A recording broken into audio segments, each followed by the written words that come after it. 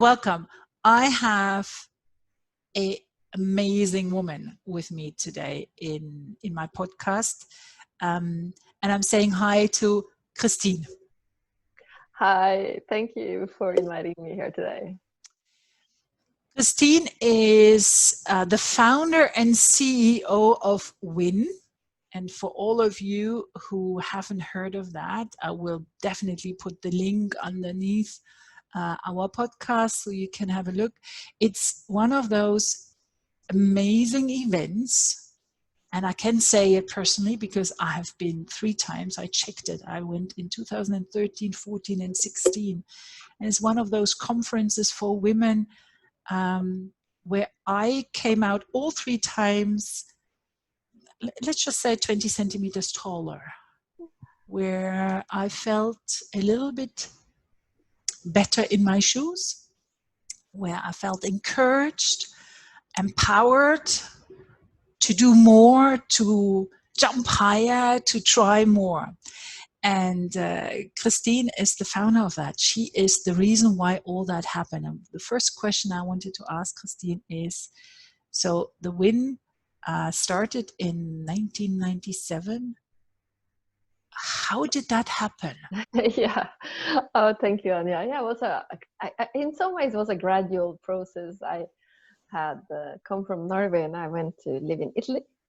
And I was working in a big bank, which was interesting. And at the same time, there was times when I was questioning how one could even be more included. I wasn't actually so concerned with gender at the time. I felt more there was not enough intergenerational work. I felt the young people weren't heard well enough, and I started to question that. And likewise, when I left the bank, I started to work as a consultant, teaching marketing, which had been my degree, and I had worked on that. And I worked a lot in Eastern Europe. I traveled to Bulgaria, Russia, many countries, and then I started to travel also other countries on the planet. And I started to see that so many places people didn't have choice, and particularly not all women.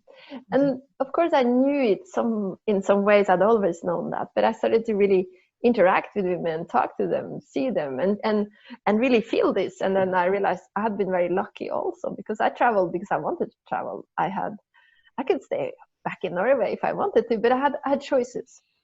Then back in Milan, I was also very active in an international women's group. And that was so much fun. I was the president. And when I felt a bit underemployed in my bank, I had joined that association and been very active and felt I could really use myself there and could practice in speaking in front of people, running meetings, and people came from all over the world. And I was so excited. I loved that. And then one day I thought, why don't we do a conference? Because I'd seen this part of the world where women were not always having the freedom and the best of choices. And 2, I'd seen the workplaces that I believe could be more inclusive. And 3, I saw this, all of us as individuals, and how much energy we had when we were in our element, working on purpose and doing things we really liked, and the joy from there. And that was maybe my biggest drive, that I had thought it was so much fun to be with the women too. That became my family, the community of shared purpose and joy. And so it was with those women I said, why don't we do something and invite people from around the world? And at that time too, there were not so many groups for women. And I had seen some around the world, and there had been some classic women's associations, but they were speaking German in Germany, Italian in Italy, and so on. But those that had international language and women that were traveling around the world, there were less of. So I put those I knew together, and we started some other ones, and we invited them all to the first Women International Networking Conference. And the network idea was simply because we put together all those different networks and groups and women. But and then at the first event, I structured it as a framework for change, really, where on the first day we look at what's happening in the world, what are some of the trends out there, and how can we become part of creating those trends ourselves. And then the second part of it was about the future of work and or leadership or careers. And then the third part you, me, how can we grow and become real self-realized people? And during those first meetings, I met women that were older than me, that had really taken the sort of masculine way on and sacrificed a lot to get where they are. And I, as a young woman, started also to wonder, couldn't there be another way? Because I don't know if I want to be like her, or, you know, this type of thing. And I was also touched by some of them who had given up so much.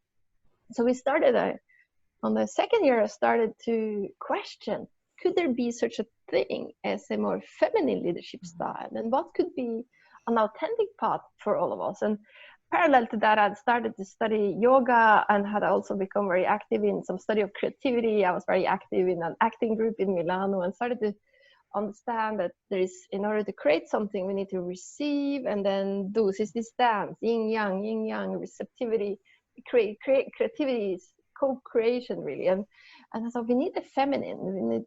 And why is that not present in the business life or political life? And let me just interrupt you, because I find that a lot of people have different definitions of the feminine and the masculine. Yeah. And you've used now the feminine way, the phrase a couple of times. How do you define feminine way, feminine leadership, the feminine way of, I don't know, of running a business, of... Yeah. And it's, first of all, it's just a definition, and somehow any definition is not never very good. But what I saw was that there was also books I was reading at the time, and who have named this you can find it in psychology, you can find it in sociology, and in different things. But one could say that a more feminine would be receptivity, collaboration, user intuition, and that it is more a networked, collaborative way of being. While the masculine is more hierarchical, goal-setting, action, competition, perhaps. But it is not about woman and man. It's about the feminine, masculine within us that we all have.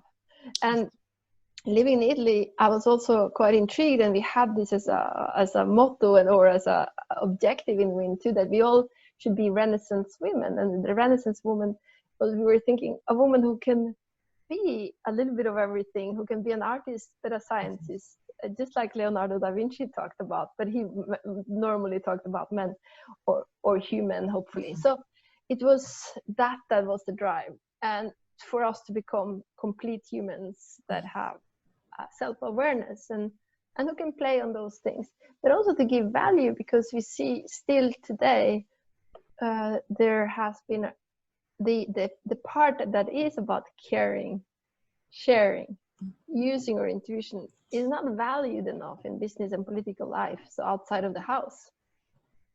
And this is also the root of a lot of the disasters we have had, not caring enough about nature, not giving value to beauty, giving value to caring for each other and creating context.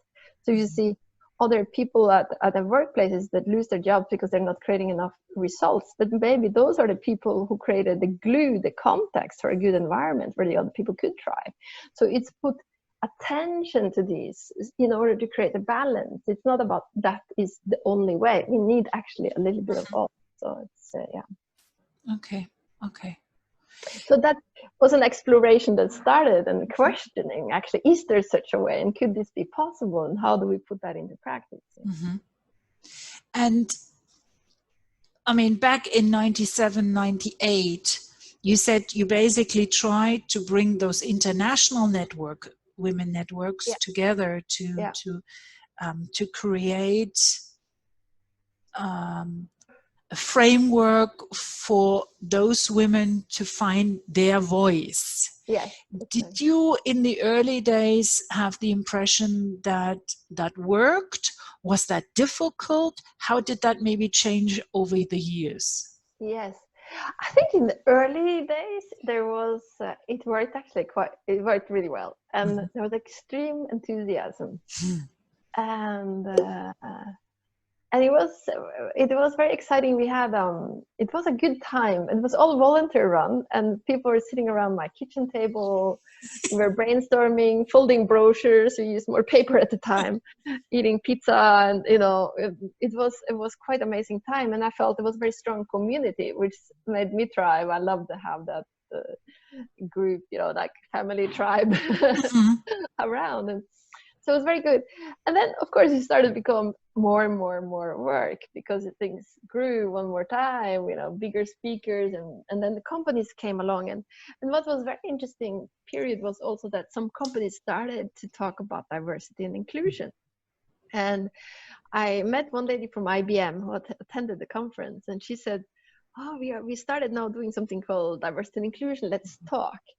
And then she also offered to host one of the conferences in the IBM conference hall. They had a beautiful place in Milan.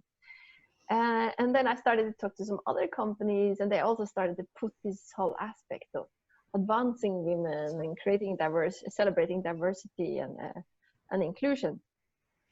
So then we started a whole arm of WIN that was around that, and also we had another day every year on a diversity and inclusion forum that's part of WIN, and also inside the big conference.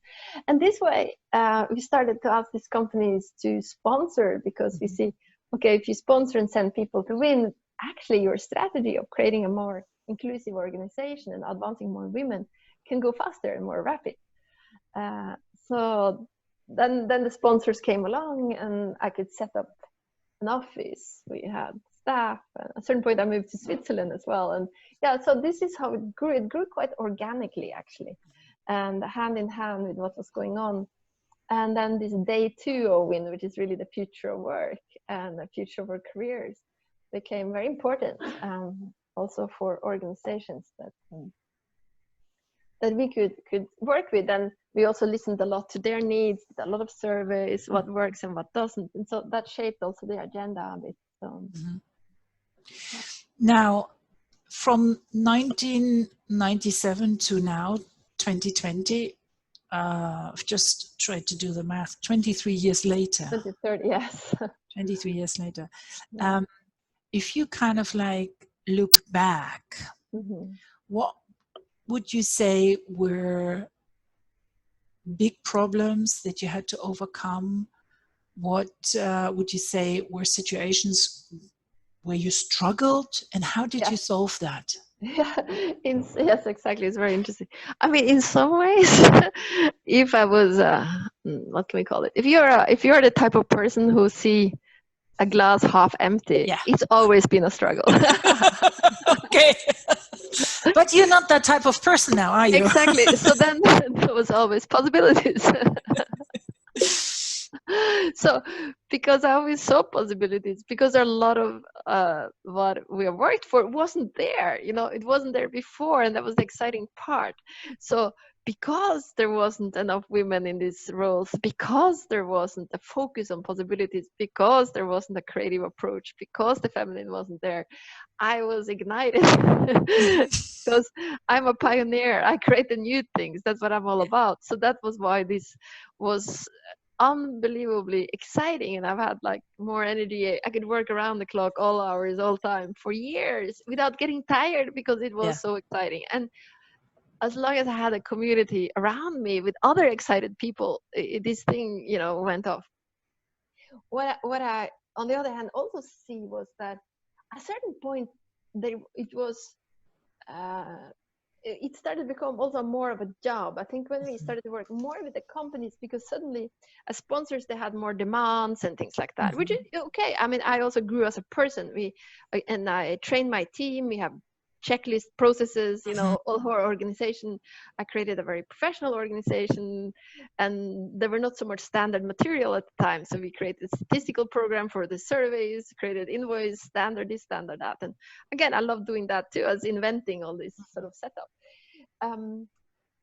But then it's also with the higher and higher demands, but then at the same time, higher and higher also risk for because it was very hard to get anybody to make contracts for more than 1 year. So let's say our funding came a lot from big companies, and as this got bigger and I had staff and bigger, venues because people came from 200 people, 300 people. Suddenly we had 800 people, and you need a plan.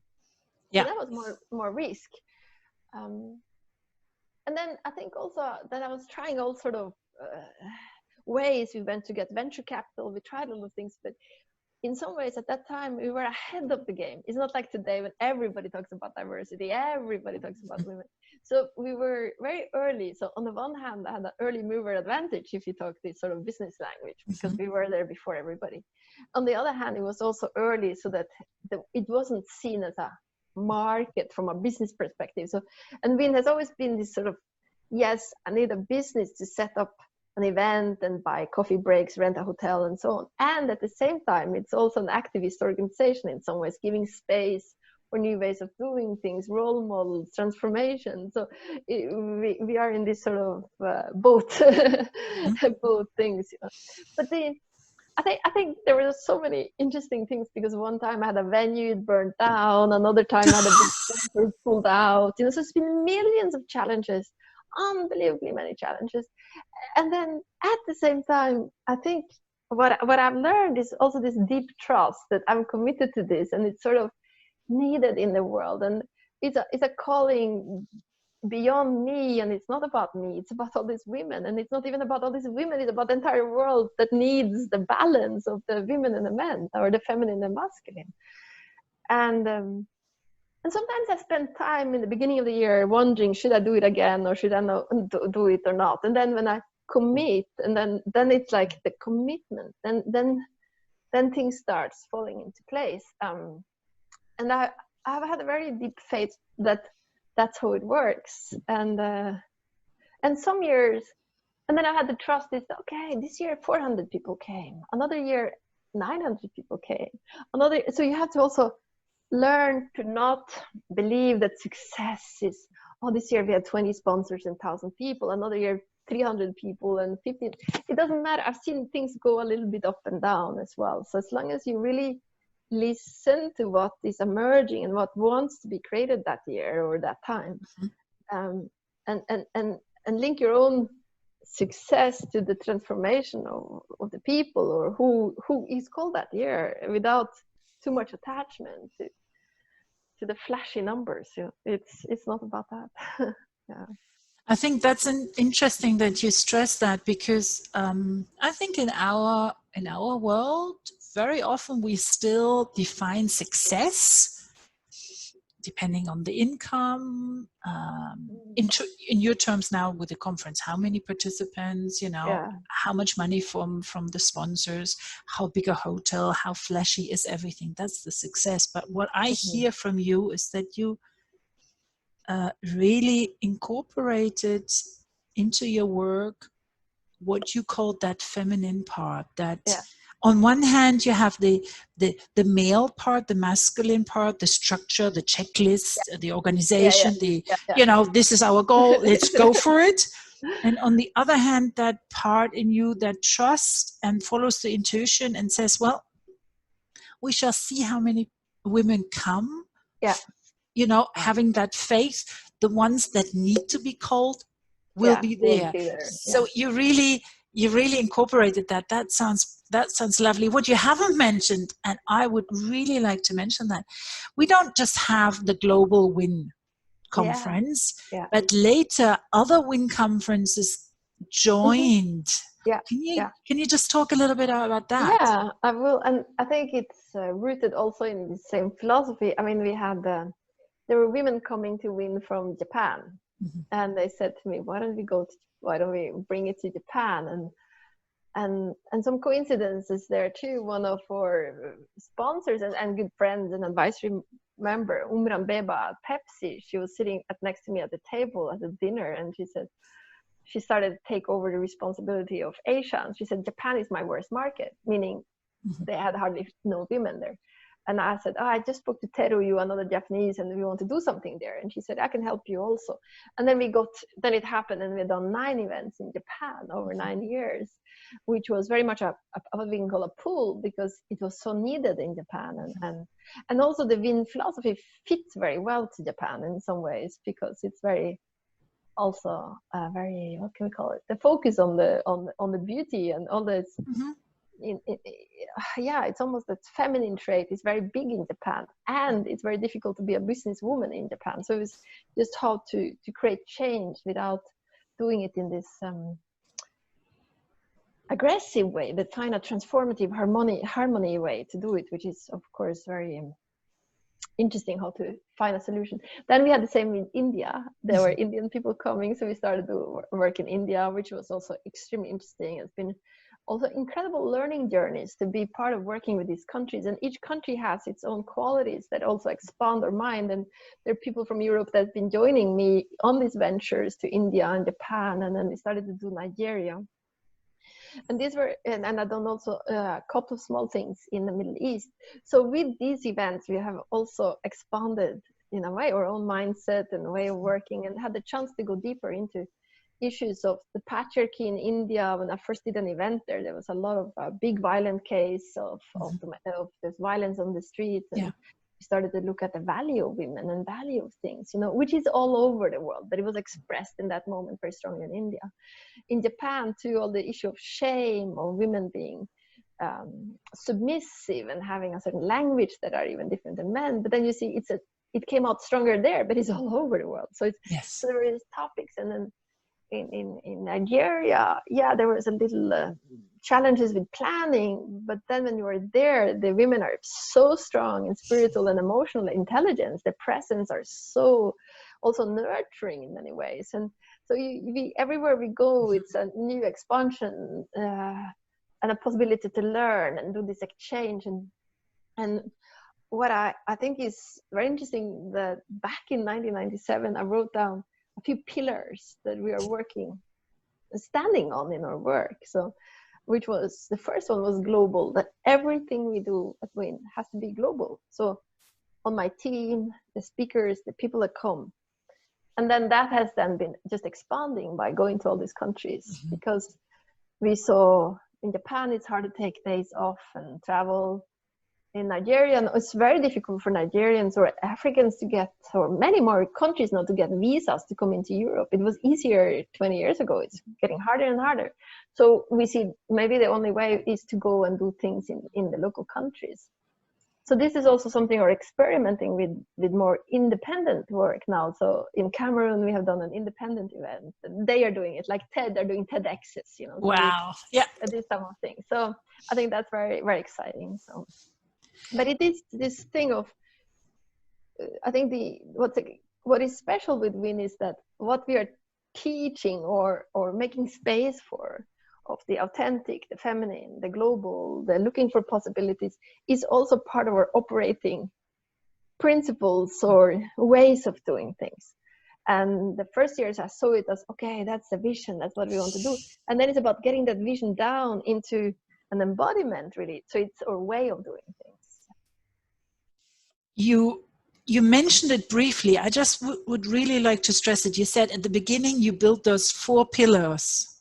Yeah. What WIN is. Can you just name them for us? Yeah, you said one was global. Yeah, there was more than 4.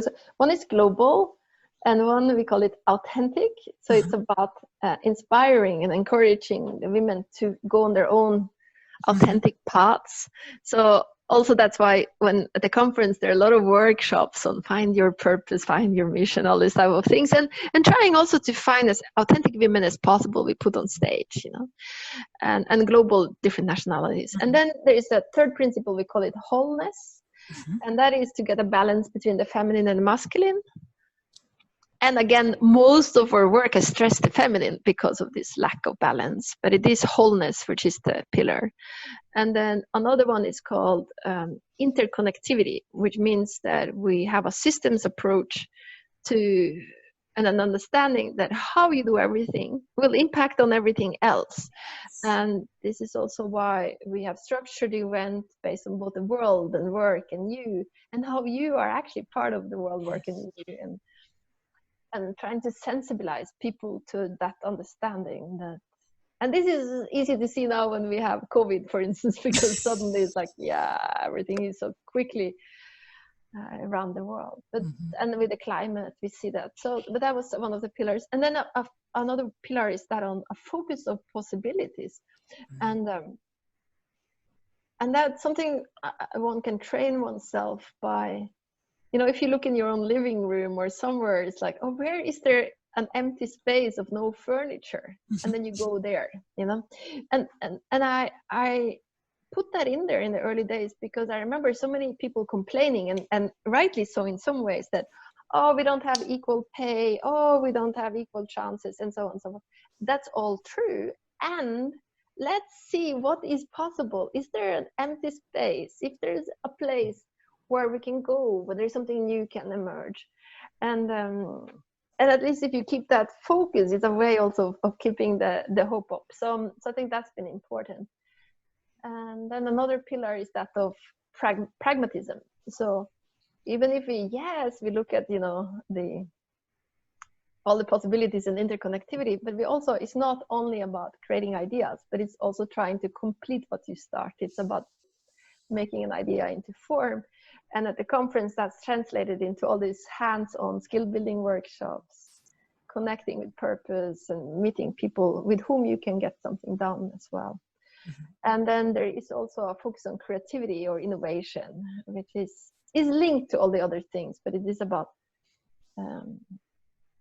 how can we do something new perhaps, and that is translated into, when I do the conferences, let's say you are a speaker and or do a workshop, and I will ask you, what's the newest work you're doing? What's the thing you just created or you're most passionate about, or something like that? And then you do that. And when many people do that, then also that gives a certain energy and you're allowed to be more creative. Yeah.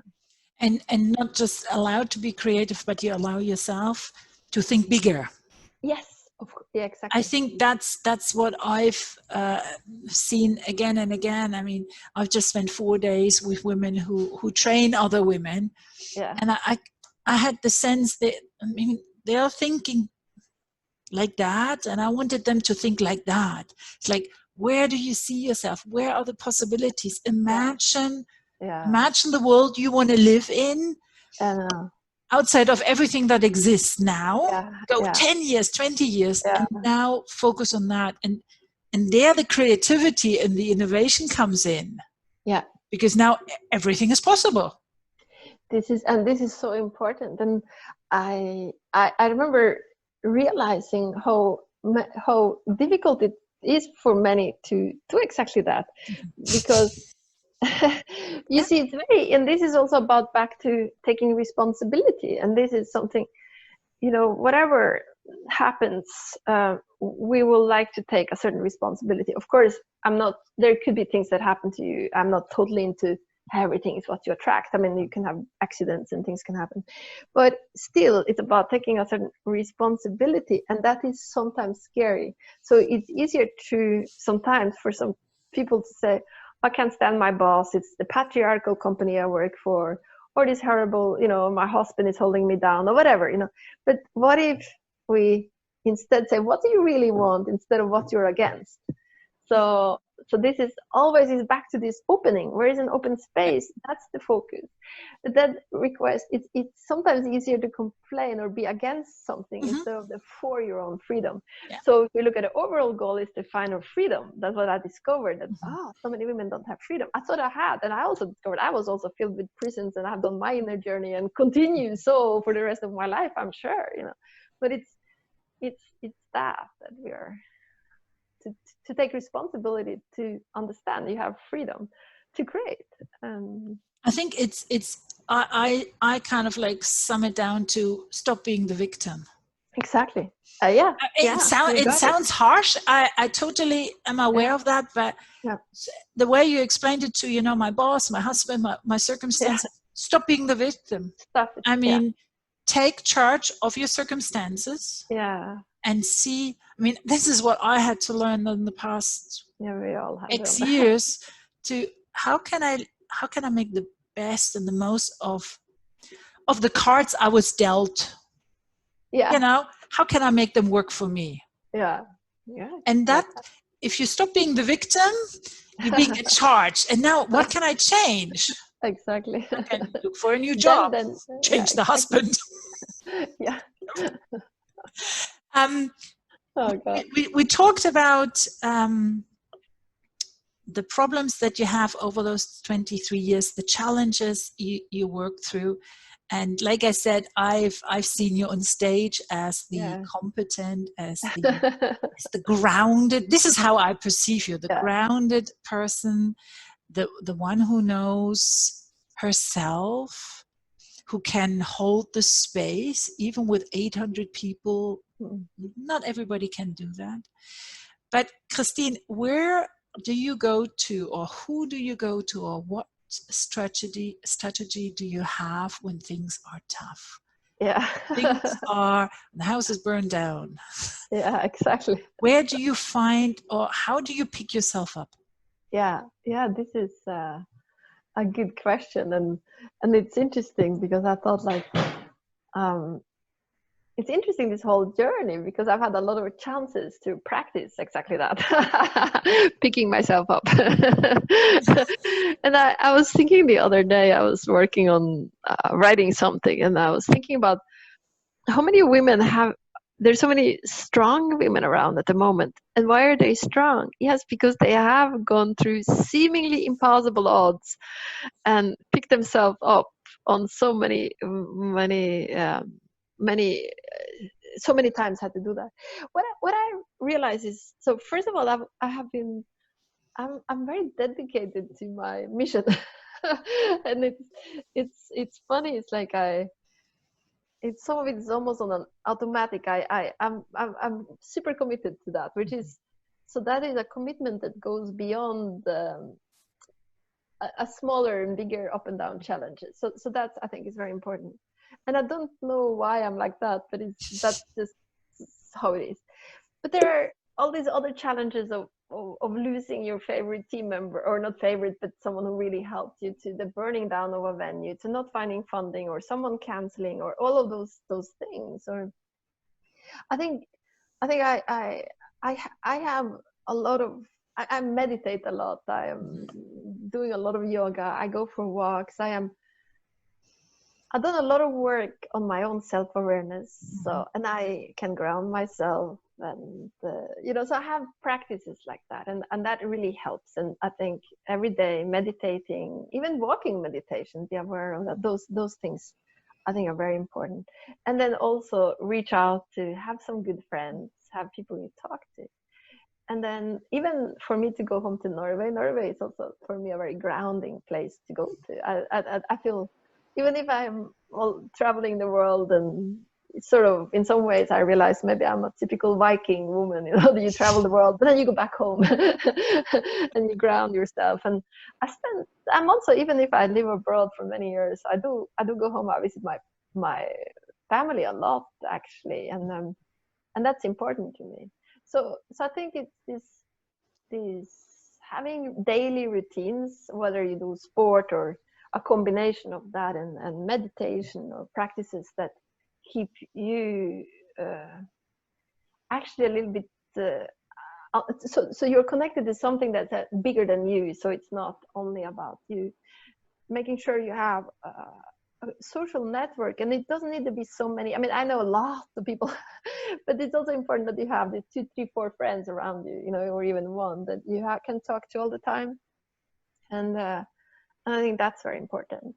And then your family or nature. Like, so for me, it's either nature in Norway, I'm on the coast, the quartz, the rocks, the sea, the openness. It's also, then or in the mountains too, you realize you're just small because the mountain's so big, and this type of things help as well. And then and then you have to breathe through everything. You have to breathe, and breathe and stay grounded.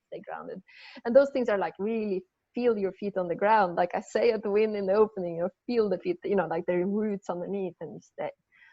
And somehow also develop your intuition. I think it's important. I have spent quite a lot of time on that. I realized in the beginning that, I sense things, I feel things, and I ignored it. But no, I'm actually not at all ignoring that. That's my compass. That's my navigation tool, really. So so, and giving more and more respect to that, and setting more and more boundaries for what's not good and what's good. So that's important. And journaling, of course, journaling. So it's you and the page, that's a very important one. It's interesting, a lot of things that you mentioned, I can tick the boxes. Yeah. And in one of my last conversations, I had Gerlinde Manns Christ in the podcast. Yeah. And she's actually been to WIN too. Yeah. And she talks about nature and grounding ourselves in nature. Yeah. Yeah. You know, if you now go into the nature and sit with a tree and just breathe there, like you say, you need to breathe through it, or going barefoot across a meadow. Yeah. So maybe that would be an idea for WIN in the future, you know, yes, getting us out of the big hotel into something where we, I mean, that's actually for me, I go, that's my sort of like current, how can I ground myself more in nature? Yeah. Without sort of like being indoors all the time. Yeah, I know. And I saw I did this work in Greece last year. We were in Athens, but we were on the side, like on the beach, and then that was very popular. We did walk on the beach, and then in again. And I see that is I think the future, to have this combination. But I also think you have to. I think we can train ourselves in this building hope and building inspiration, because it is and therefore I believe some of these challenges are not only bad, in the sense when I think back of all these little challenges, but also somehow mini exercises in resilience, in endurance, as long as it doesn't get too hard, then you get totally burnt out. And then, but I think, because I realized that many times I thought, oh, this is so hopeless, and then maybe then somebody calls you in that moment, or a butterfly flies by. So that's why I'm so sure that developing your inner your intuition, your sensitivity to see those little things is so helpful. And in this time of really big transition that we're finding ourselves in right now, what we can do is, again, back to this grounded. We had to stay grounded on earth and presence ourselves, because if we fall into fear now, we had to cancel lots of events. We were going to do something in Singapore. I don't know if we get sponsors.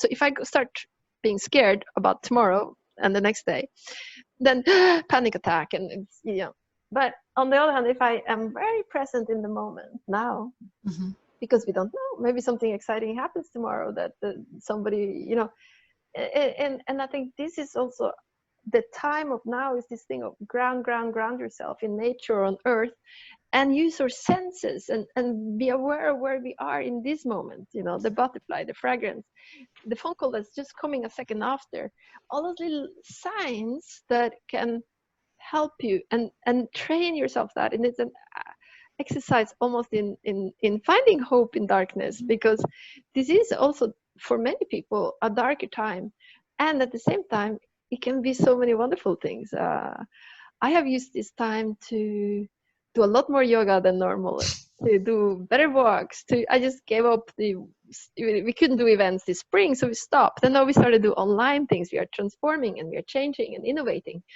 So yeah, it's good. But I think that I don't know if it's going to stop. So I think that for most people, that's an important skill to learn, to pick yourself up. And I think the tips you gave, they're valuable. They're really valuable. And when we talked at the beginning, you said also about, I mean, let's just name it. I mean, in the times of COVID, and we don't know exactly how it's going, and it's in constant up and down. When we look from very far away, we see the countries that are led by women globally Yeah. So we're talking New Zealand and Germany, and there was a third one which I don't. Norway. Yeah, exactly. You see, Finland. Yeah. doing better, or actually at least have done better in working through this, in combating COVID. Yeah. Now, if you could just talk a little bit about what do you think are the feminine skills that are helping those leaders to do maybe a little bit better than the male? Yes, I think we can see it in some men too that care, let's say, but we have seen it typically in these women, and that was to put the people first. They put the people first, and of course, some will argue that we put the economy first because without jobs that will also make the people suffer. But I think the women, like I take in case of Norway, they really closed the country. You couldn't even get in here until 15th of July unless you were, or was it, or just the other week, I think, without having a permanent residency or a Norwegian passport. And if so, you had to stay in quarantine for 10 days. So they were they had to open, of course. So, but I think the measures were immediately focused on the people, and the young people and the old people. It's not like, oh, we don't need the old or any of those things. So I think this immediate care for the people first has been a good strategy, actually. And I think that will benefit the economies too. And I think there are other leaders too, males, that cared for the people, and those countries, even if they did bad in the beginning, have doing better over time. I saw the Norwegian Prime Minister. She went out to talk in kindergartens. She was all over. You see in Jacinta there in New Zealand, been doing amazing things. And so I think where women had or felt they had to copy men before, or copy that very competitive, goal-setting, da-da-dee type behavior in the past, I think now we're going to see that men will see that more caring approach of making some sort of a way to assure that people will be fine, but they have to follow the rules and they have to do global distancing and everything. But it is this thing to talk to people, everybody in a country or in an area, and be able to communicate and be sincere and trustworthy, which has often been a problem with many people. And I'm not saying that all women are trustworthy, maybe not, but I think research showing that women take a little less risk, and maybe because of that, or we want to make sure we do good things. And I think this time, whether a woman or man, it's a time where we must work on ourselves and be trustworthy. That's so important. Because with lying politicians, lying political leaders, and companies too. I mean, now, because now it's coming out, one thing after another is coming out. When corporations, if they do unethical things, it's coming out, and everything is interconnected. So I think the time for a more for women leaders, or more balanced or feminine types leaders, is certainly now, and it's emerging, and it's becoming very obvious. Now, with all your years of experience, imagine you have a 25, 28, 30-year-old woman in front of you who says, I want to be more involved. I want to be a leader. I want to, that book, Lean In. I want to do all of that and more.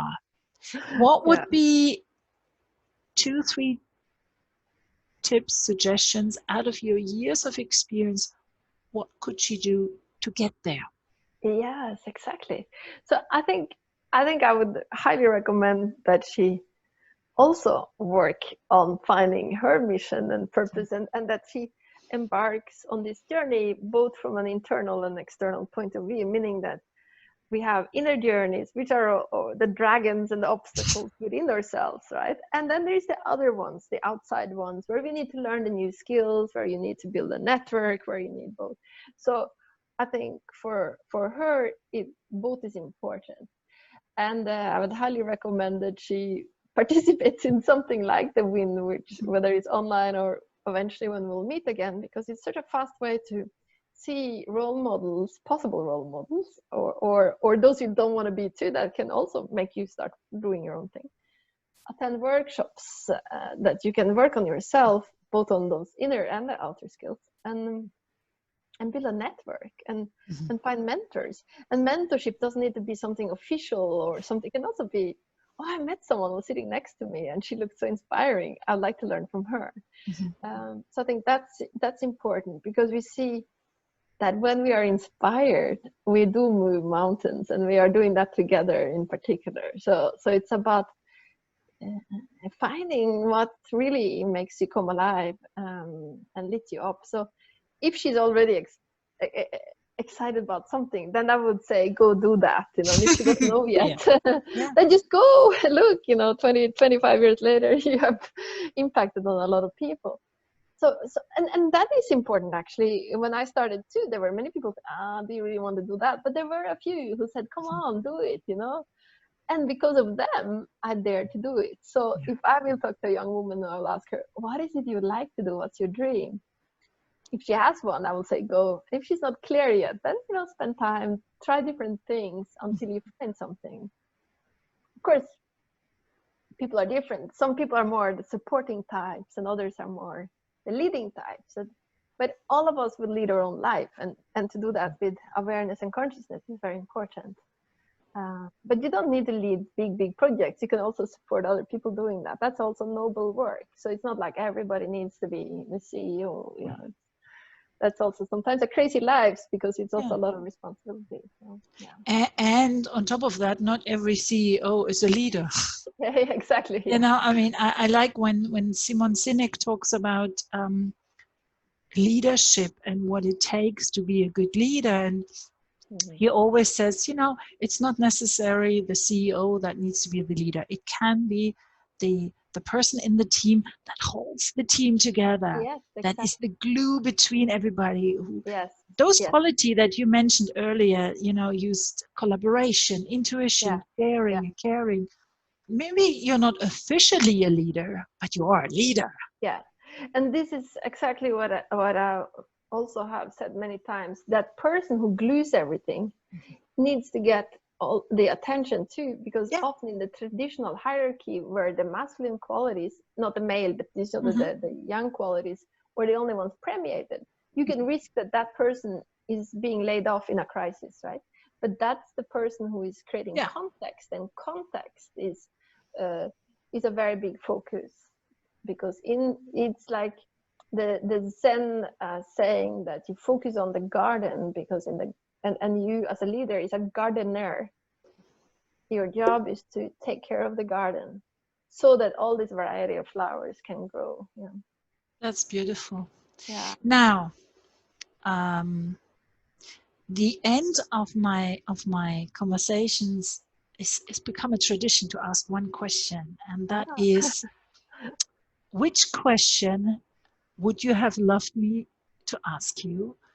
What needs strengthening, reinforcing, saying a second time, a third time? What is unsaid? No,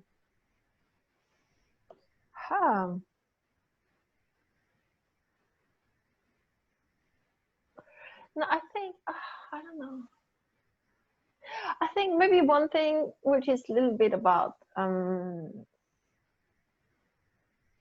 I was just thinking about one thing I wanted to say. I don't know what the question would be, but it is something about. Well, you can just answer it. Yeah. So the time of change in women and something. Because what I want to say is that what I have learned over this past couple of decades is that the work is not about, let's wake up the men so that they understand that women are so good and now it's our time. No, what I realized, to my despair and my frustration often, was that women have also grown up in most countries in patriarchal, or in the cultures where the values of male type, quality type work was given more value. Okay, so I realized even at WIN in the early days at evaluation forums, and they had male speakers, and all the women in the room always rated the male speakers as the best speakers. And then I saw again and again that, or the most male-like women got back, you know. So then I realized, and this is exactly what Michael Kimmel said, who's been speaking at the WIN since the beginning of time, that the middle-aged white male is the objective truth. That is something, a belief that's in women as in men. So that's why our work, when I have been giving space to, and in some ways been an activist for some of these more feminine qualities and put that on the agenda, a lot of women were also against that because they couldn't see it as the right way, because they only saw that other way as the right way.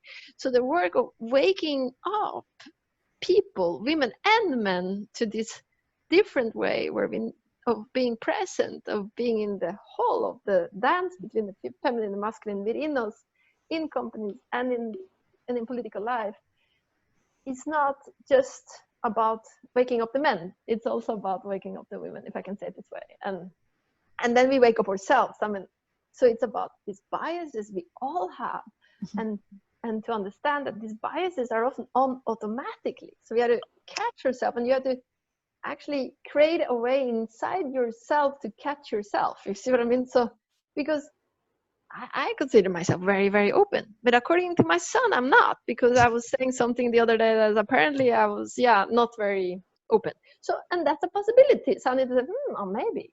So we have to, and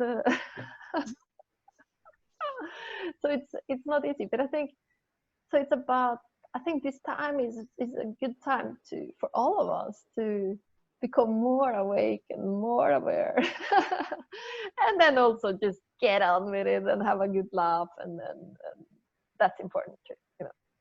That's a nice way of finishing.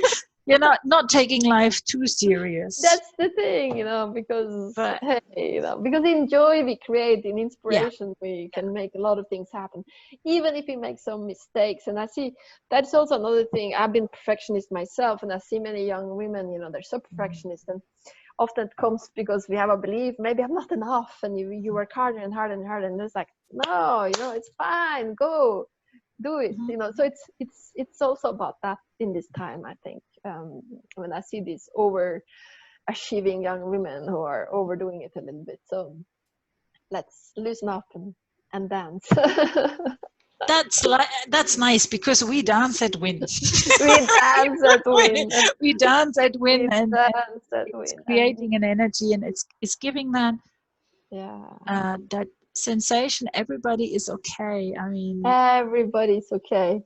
Just the way we are. That's the way we are. Someone said the other day that diversity is being asked to join the party, inclusion is being asked to dance, but equity or feeling of belonging is dance as if nobody was watching, and that's what we do at WIN, actually. So that's a very fun one.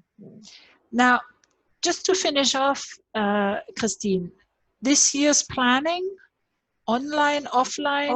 Online WIN. Online WIN. So tell us when it is. Yes. Okay. So it's an online conference with some hubs if you want to. So it's on 30th September, 1st and 2nd of October. And it's with a base in Lausanne, in Switzerland. But we encourage you, particularly the first day, if you to watch it together in a hub. That can be in a girlfriend's, invite 7 girlfriends to your house. If it's safe to meet, you can also gather more people in a group in your company or somewhere, and you can add on a local workshop, a little speaker panel can be done locally as well. But otherwise, even just to watch it together when it is safe, you can do that. We see that the COVID is coming and going, so we didn't dare to plan an in-person conference this year. But instead of canceling it, we are doing it online. And we tried a few smaller events and it worked, and we're very excited. And how can people register?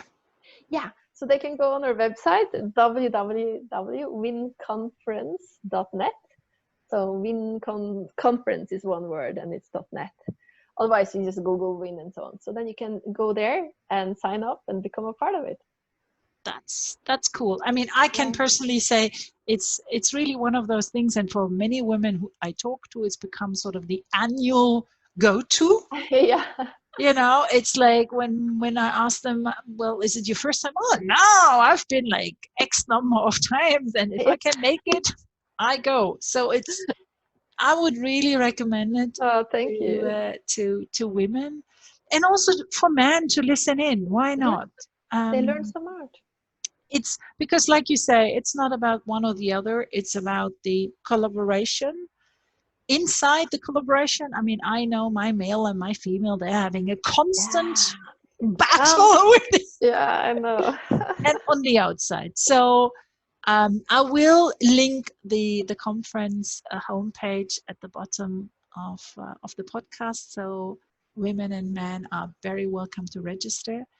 And Kristin, I thank you from the bottom of my heart. It's been a great pleasure having you in the interview. Very nice to talk to you also. Thank you. Thank you.